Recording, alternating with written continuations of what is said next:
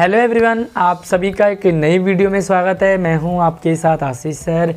आज की video 9th class के स्टूडेंट्स के लिए काफ़ी इम्पोर्टेंट है क्योंकि आपके बहुत जल्दी एग्ज़ाम भी होने वाले हैं, तो ये आपके लिए एज ए प्रैक्टिस भी रहने वाला है।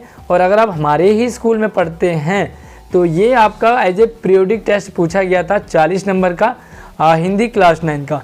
तो आप अपने आंसर मैच कर लीजिए कि आपका कौन सा आंसर सही था, किस प्रश्न का क्या उत्तर होना चाहिए था। तो वीडियो को लाइक कर लीजिए, अपने दोस्तों को शेयर कीजिए और इसी तरह से एजुकेशनल मोटिवेशनल वीडियोज़ के लिए हमारे चैनल को सब्सक्राइब करने के साथ साथ ऑल नोटिफिकेशन को ऑन कर लीजिए ताकि आपके पास आने वाली सारी अपडेट लगातार मिलती रहे।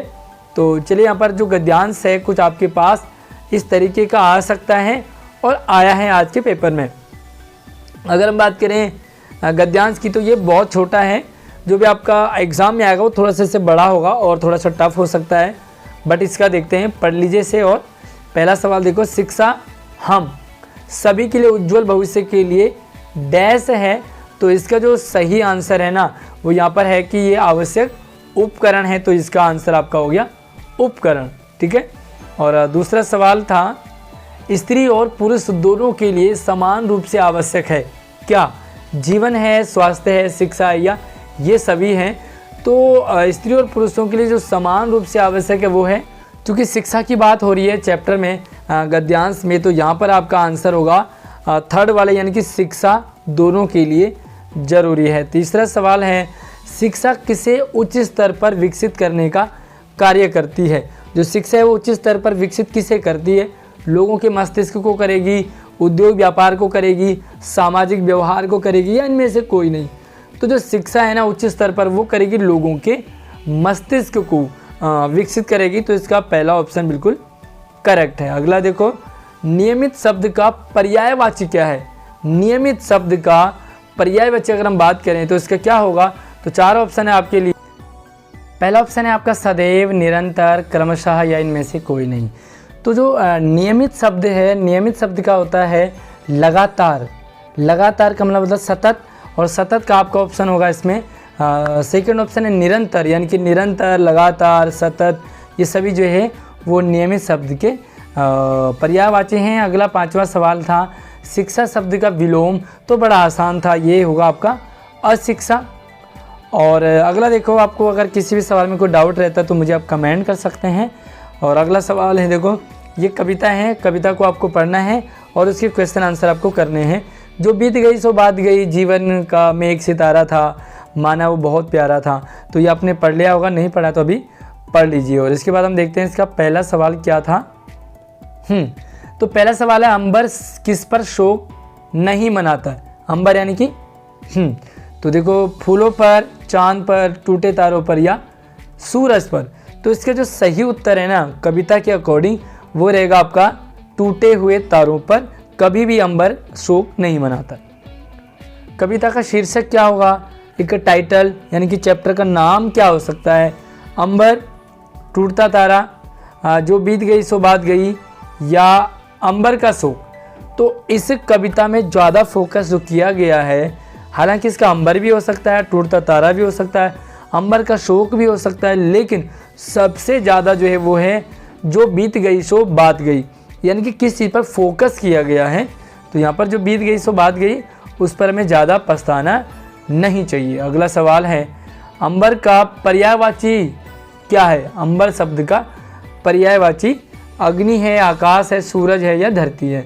तो अंबर यानी कि आसमान, और आसमान कहते हैं आकाश को, तो आपका सेकेंड ऑप्शन सही है। अगला 9वां, अंबर को बेहद प्यारा क्या था? जो अंबर है ना उससे सबसे ज़्यादा प्यारा क्या था? सितारा था, फूल थे, बादल थे या बिजली थी? तो आसमान को सबसे ज़्यादा प्यारे क्या होते हैं? सितारे, क्योंकि आसमान सितारों से ही चमकता है। फूल रहते नहीं हैं वहाँ पर, बादल आते जाते हैं, बिजली भी कभी कभी चमकती है, लेकिन सितारे लगभग रहते हैं। आनंद शब्द का अर्थ? आनंद, आनंद का मुंह होता है, आँखें, कान या माथा? तो आपने देखा होगा ना, दशानन, रावण को कहते हैं दशानन, तो 10 आनन वाला यानी कि 10 मुंह वाला, तो आपका ए ऑप्शन पहला बिल्कुल करेक्ट है। अगला देखो, ये आ गया आपके क्षितिज से सवाल आ गए। तो जानवरों में सबसे बुद्धिहीन किसे समझा जाता है? सबसे ज़्यादा बुद्धिहीन जिसमें दिमाग बहुत कम होता है, गाय को, गधा को, कुत्ते को या बैल को।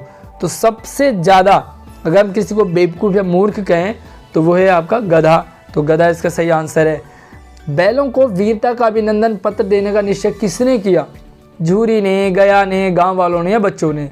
तो इसका जो सही आंसर है ना वो है बच्चों ने, बाल सभा ने, यानी कि जो भी बच्चे थे ना उन्होंने अभिनंदन पत्र के इनविटेशन कार्ड देना चाह रहे थे। अगला देखो, हस्ती चढ़िए ज्ञान को से क्या तात्पर्य है? हस्ती चढ़िए ज्ञान को, तो इसका मतलब है घोड़े की सवारी, ज्ञान प्राप्त करना, हाथी की सवारी या हाथ चढ़ाना। तो इसका जो सही आंसर है वो है ज्ञान प्राप्त करना, यानी कि ज्ञान प्राप्त कर लिए, हस्ती पे चढ़ जाइए। सहज दुलीचा किसका प्रतीक है? सहज दुलीचा किसी जानवर का है, किसी जगह का है, ईश्वर का है या सरलता और सहजता का है? तो कविता के अकॉर्डिंग इसका आंसर आपका 4th ऑप्शन, सरलता और सहजता। अगला देखो, प्रातः काल सोकर उठने के बाद झूरी ने क्या देखा? बैल भाग गए थे, बैल चरनी पर खड़े थे, बच्चे घर से बाहर खड़े थे या कोई नहीं? तो इसका जो सही आंसर है वो ऑप्शन, आप टोटल भी करते जाइए आपके कितने आंसर सही हो रहे हैं, कितने सवाल सही हो रहे हैं। तो क्या देखा प्रातःकाल कि दोनों बैल चरनी पर खड़े थे। जब वो गया के घर से भागे थे तो दोनों बैल चरनी पर खड़े थे। अगला है, तालियां बजाकर कौन बैलों का स्वागत करने लगे? झूरी ने बजाई तालियां, झूरी की पत्नी ने बजाई, गांव के लड़के या गया ने? तो गया तो बजाएगा नहीं, तो जो गांव के लड़के हैं ना वो तालियां बजा बजा कर दोनों बैलों का स्वागत करने लगे और उनका अभिनंदन करने लगे। चेक भी करते जाइए कि आपके कितने आंसर सही हो रहे हैं, टोटल भी करते जाइए। अगला 7वां सवाल, परवा परवी से क्या, पखा पखी, ये है आपका पखा पखी से क्या अभिप्राय है? पखा पखी के कारणे सब जग रहा भुलान। ये पखा पखी क्या है? ये आपका पक्ष विपक्ष, मेरा तेरा, छोटा बड़ा, हिंदू मुसलमान। तो ये क्या आपका पक्ष विपक्ष। ये तेरी टीम है मेरी टीम। सुजान का क्या अर्थ है? तो सुजान का अर्थ है होशियार, न जानने वाला, मूर्ख या कोई नहीं। तो सुजान कौन है? वो है आपका होशियार यानी कि समझदार। किसकी आंखों में विद्रोह में स्नेह झलक रहा था? झूरी की, दोनों बैलों की, बच्चों की या प्रेमचंद की? तो इसका जो सही आंसर है वो है दोनों बैलों की। तो दोनों बैलों की आंखों में विद्रोह में, और ये विद्रोह था झूरी के प्रति। अगला है झरब मारना, झरब नहीं है, झक मारना। झक मारने से क्या तात्पर्य है? किसी को पीटना, किसी को भला बुरा कहना, समय बर्बाद करना या उपयुक्त में से कोई नहीं। तो झक मारना, कई वो लोग कहते हैं ना कि भाई क्या झक मार रहा है, या वो झक मार रहा है यानी कि वो अपना टाइम वेस्ट कर रहा है, यानी कि समय बर्बाद कर रहा है। अगला 21वां, काशी किस प्रदेश में स्थित है? तो भैया काशी ना आपका उत्तर प्रदेश में। बिल्कुल सिंपल सा सवाल था और इसको ज़्यादा आपने इसमें कंफ्यूज नहीं होना था। बैलों के क्या नाम थे? बड़ा आसान सा सवाल था, हैं? तो देखो हीरा और मोती ही दोनों बैलों के नाम थे। जिसने चैप्टर को अच्छे से पढ़ा उसको ये समझ आ गया होगा। अगला सवाल है, हीरा और मोती को कहाँ ले जाकर बंद किया गया? जेल में, गांव में, कांजी हाउस में या खेत में? तो दोनों कांजी हाउस में बंद कर दिया गया। गया के घर में जो छोटी लड़की थी वो किसकी थी? 24वां सवाल, शोभा की, भैरों की, प्रभा की या साथी की? तो वो थी भैरों की लड़की थी। और सुभर जल से क्या तात्पर्य है? 25वां सवाल, सुंदर जल, स्वादिष्ट जल, जल या भली प्रकार से भरा हुआ। सुभर यानी कि सु अच्छे से भरा हुआ, तो आपका 4th ऑप्शन करेक्ट है। अगला देखो, सुवर्ण सब का तत्सम रूप क्या है? तत्सम यानी कि संस्कृत वाला। सुवर्ण का स्वर्ग, सुवर्ण, सोना या स्वर्ण? तो सुवर्ण का जो संस्कृत है वो है स्वर्ण। और अगला है, निंदा से क्या तात्पर्य है? निंदा का मतलब होता है प्रशंसा करना, कमियां बताना, गले लगाना या उपयुक्त में से कोई नहीं। तो इसका जो करेक्ट आंसर है, निंदा करना, चुगली करना, किसी की कमियां बताना। साबिका शब्द से क्या तात्पर्य है? दोनों बैलों को ऐसा साबिका पढ़ा, यानी कि दोनों बैलों को ऐसा सबक मिला, दोनों बैलों को ऐसा सबक सीखा उन्होंने। कांजी हाउस में कौन सा जानवर नहीं था भाई? बहुत इंपॉर्टेंट है। देखो, MCQ में किस टाइप का सवाल आए ना कोई नहीं कह सकते। कांजी हाउस में ये भी पता लगाना पड़ेगा कौन कौन से जानवर थे, भैंस, शेर, बकरियां या गधे। तो भैंसें भी थी, बकरियां भी थी, गधे भी थे, बट शेर नहीं था। इसका आंसर होगा आपका शेर। हंसा किसका प्रतीक है ना, हंसा केली कराई। पक्षी, हंसा पक्षी है, हंसा हंसने का है, हंसा ईश्वर का है, या हंसा जीवात्मा का है। तो इसका जो करेक्ट आंसर है अकॉर्डिंग टू कविता, ये आपका जीवात्मा, हंसा जो है आपका जीवात्मा है। अगला सवाल है, अर्थ के आधार पर वाक्य भेद कितने होते हैं। कितना इंपॉर्टेंट सवाल आ गया देखो भाई। तो अर्थ के आधार पे आपके वाक्य भेद 8 भेद होते हैं और रचना के आधार पे आपके 3 होते हैं। तो आपका आंसर हो गया 8वां, यानी सॉरी तीसरा है 8 भेद। अब देखो वाक्य भेद देखते हैं। सूरज पूरब से निकलता है, सूरज पूरब से निकलता है, कौन सा वाक्य है? इच्छावाचक, प्रश्नवाचक, विधानवाचक या संदेहवाचक। तो जिसने हमारी लाइव क्लास अटेंड की है वाक्य से रिलेटेड, उसको वाक्यों में कोई भी दिक्कत नहीं आई होगी। तो मुझे कमेंट करके ज़रूर बताएं कितने बच्चों ने हमारी लाइव वाक्य वाली क्लास अटेंड की थी जिनके कि ये सारे सेंटेंस सही हुए। तो अपना कमेंट अपने स्कूल का नाम के साथ ज़रूर बताना। इसका सही उत्तर है आपका विधानवाचक। इनमें से आज्ञावाचक वाक्य कौन सा है? तुम कैसे हो, या पाठ तुम पढ़ो, भारत एक देश है, या मैंने दूध नहीं पिया। तो इसका करेक्ट आंसर है तुम या पाठ पढ़ो, है ना, आज्ञावाचक।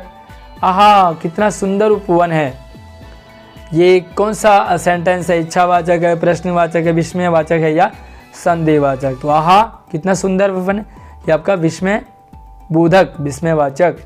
अगला है, तुम कल बाजार नहीं जाओगे, निषेधवाचक है, विधानवाचक है, विस्मयवाचक है या संदेहवाचक है। तो इसका सिंपल सा आपका तुम कल बाजार नहीं जाओगे, तो यह निषेधवाचक, नेगेटिव सेंटेंस, नकारात्मक।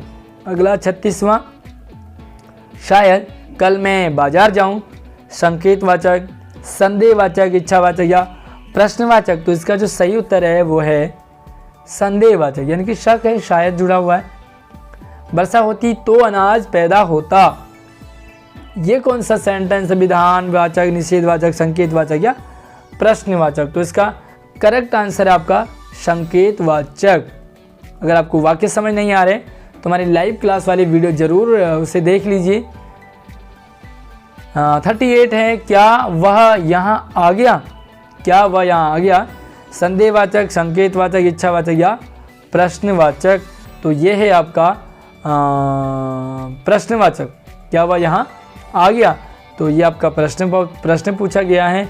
और अगला है, भगवान तुम्हें दीर्घायु करे, इच्छावाचक, प्रश्नवाचक, निषेधवाचक या संदेहवाचक। तो ऑप्शन सभी में सेम है, ये आपका इच्छावाचक, जब भी कोई इच्छा कामना हो। और अगला सवाल है 40वां, वाह तुम बहुत अच्छा खेले।